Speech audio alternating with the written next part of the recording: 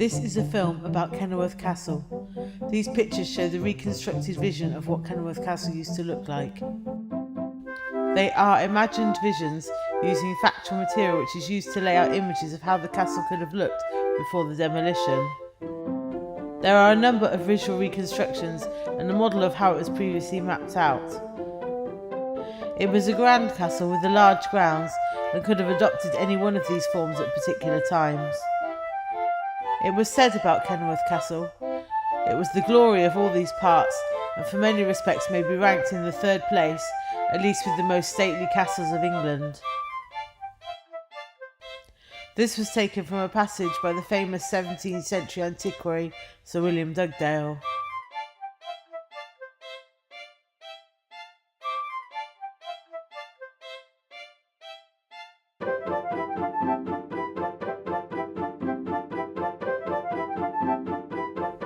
In the 1120s, Kenilworth Castle was built and was mostly a royal castle through time.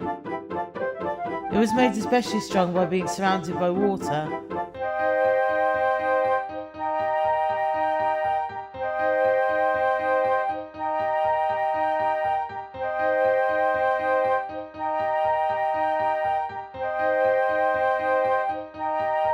It was built in the 1120s by the Royal Chamberlain Geoffrey de Clington, and as a celebrated construction, it was acquired by Henry II in the 1180s. During the 500 years after its emergence as a castle, it was expanded and developed. The royal palace it became was largely due to its strategic importance. It had a very strong structure with huge walls. In the early 13th century, King John added stone walls and built a dam to keep off a lake. It was transformed into a hugely strong fortress. In 1266, it was able to last in a siege of over 6 months.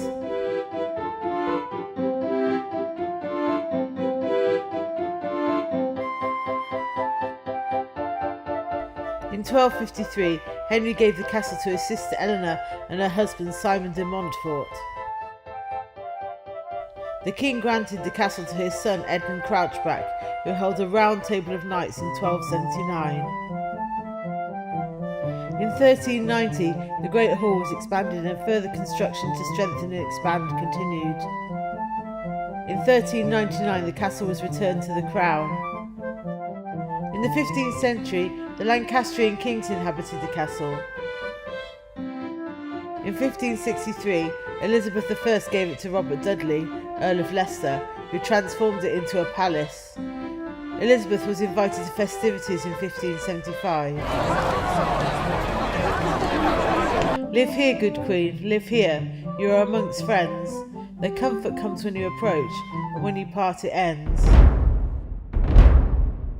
This was a farewell to Elizabeth I at the end of her visit to Kenilworth Castle in 1575 by George Gascoigne.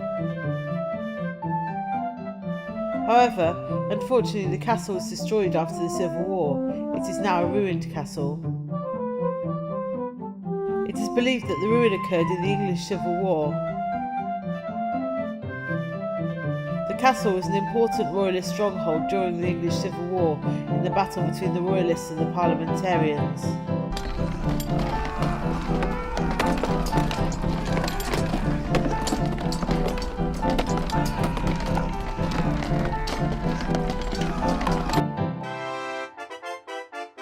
After the imprisonment of Charles I, the parliamentarians authorised the destruction of the castle as it was a royalist stronghold.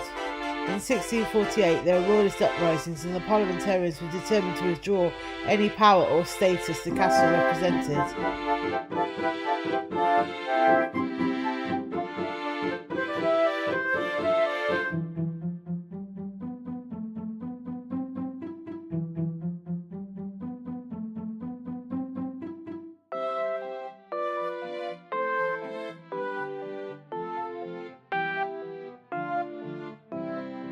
The English civil wars were about the battle between Parliament and the monarchy for power. Charles I was in dispute with Parliament and he was removed from power through war. Before the Civil War, Parliament did not have much authority. it was summoned as a discussion space by the monarch and only then.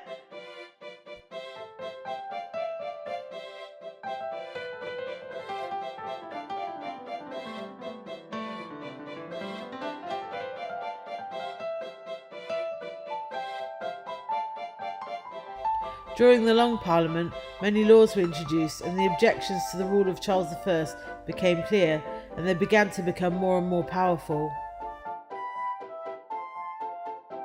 Parliament won the allegiance of the Royal Navy and cities, whereas Charles I won rural faculties. This was not helpful to Charles I, as he was exiled and removed from the throne. The reality was that the parliamentarians, constituted of the gentry and important upper classes, managed to restore a constitutional monarchy with the royal palaces accountable to Parliament, unlike today, where Queen Elizabeth II holds veto and the right to define the rule of law. After the Civil War, royalist strongholds were slighted, which meant they were destroyed as they were believed to be a threat to Parliament, as they could be used as castles for defence, attack and successful siege. Slighting is known as the meaningful and intentional demolishing of part or all of a fortification so that it no longer could be used as a fortress. Other castles as well as Kenilworth were slighted. During the Civil War, this slighting occurred to deny the opposing side their use of a fortress.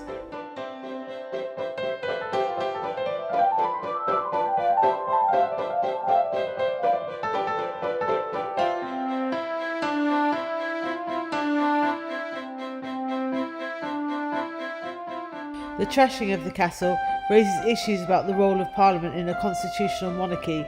The original defeat of the Royalists in this context encouraged the monarchy to take power and assemble an effective rule of a constitutional monarchy with the shared legal authority and the sanctity of the rule of law.